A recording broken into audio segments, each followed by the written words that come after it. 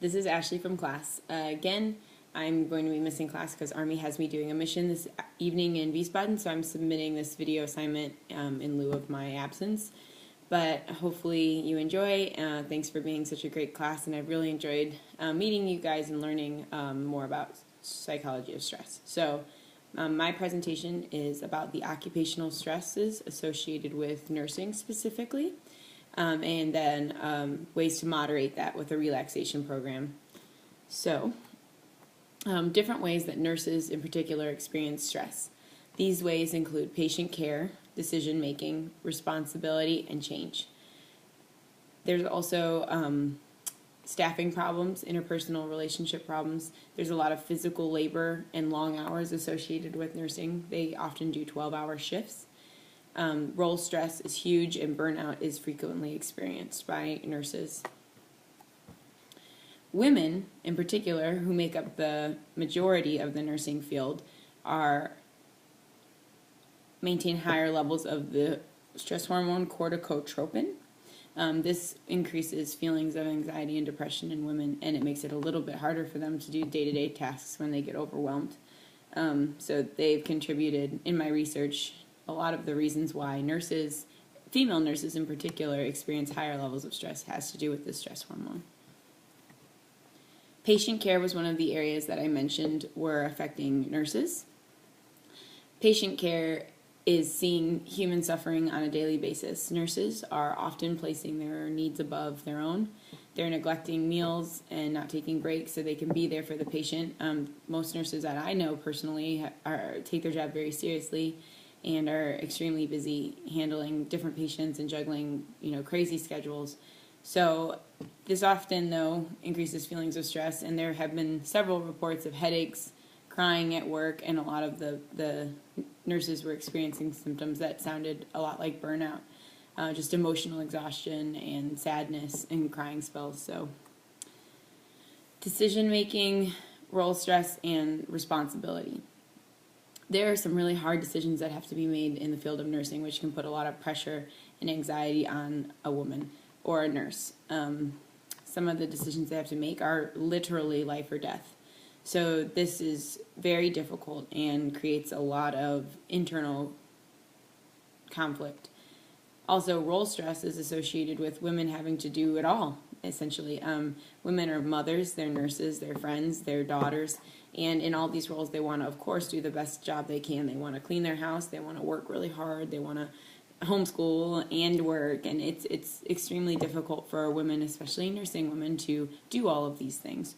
So, as you can see on the slide here, all of these roles have added layers of responsibilities that increases just the pressure of having to be great all the time, and it can be extremely difficult for women.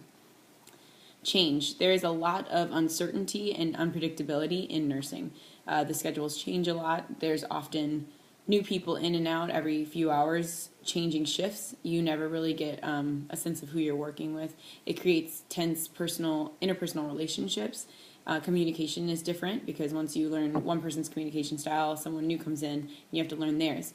You're constantly working with new patients, new problems, and the change associated with that and not knowing your schedule and being called in last minute, that can create a lot of anxiety in women, and the nurses expressed a lot of emotional exhaustion with just not knowing. And it was hard to plan for their families. They said their marriages were experiencing difficulty because they weren't home enough. So nursing is a crazy physical labor intensive job.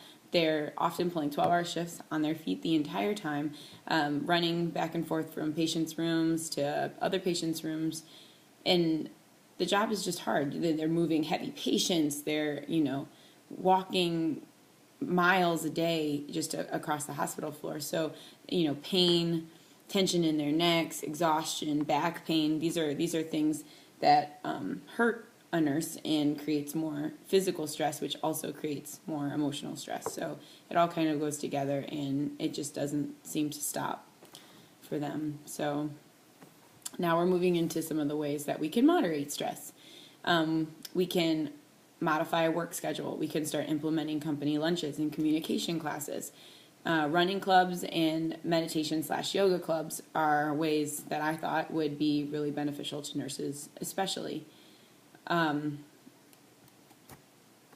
Aerobic exercise. Aerobic exercise in an 8-week study that I was researching showed very increased sense of health and relaxation, and it got a lot of the tension and anger and anxiety feelings out. So it increases blood flow, to the brain, it helps with thinking, it helps with breathing, and then you can do more breathing exercises, and just running 3 times a week just is very, very good for you and women especially, and it was highly encouraged in these programs to do this more often, 3 times a week, aerobic exercise. So my plan for this company, or this hospital, was to start running Monday, Wednesdays, and Fridays twice a day, so that people with different schedules could participate, and they could just optionally join this running club, talk to some people at work, get to communicate, get some feelings out, run a little bit, get their heart pumping, and do these really healthy things. So I thought that would be a really effective way.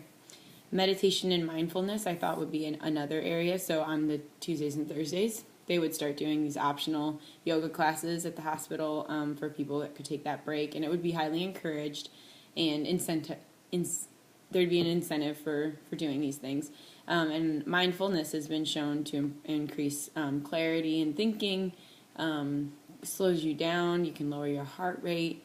A lot of the tension and stress feelings that the women were complaining about could be mitigated with some mindful breaths and thinking and yoga, and stretching could help with the back pain and the arm pain, which again, it's just this full circle. So getting healthy will really help.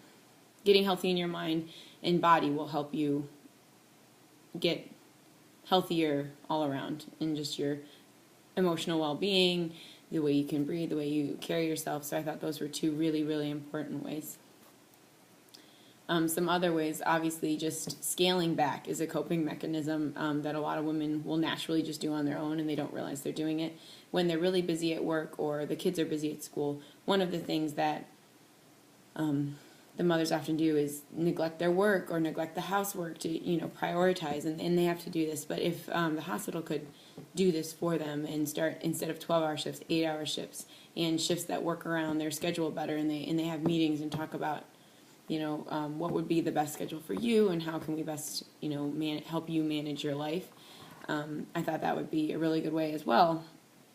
And then, people would maybe be more encouraged to take other people's shifts, or the flexibility wouldn't seem as bad because they knew they were being heard and taken care of. So I thought this was a managerial way of helping externally cope with the stresses that are put upon these nurses that they have no control over. Oh, additionally, I thought implementing like a company lunch where everybody could talk and communicate, because one of the complaints a lot of the nurses had was that their marriages were suffering because they were overworked and stressed and going home and being tired, and then their husbands or wives just didn't have as much input, and they didn't feel like they had enough time.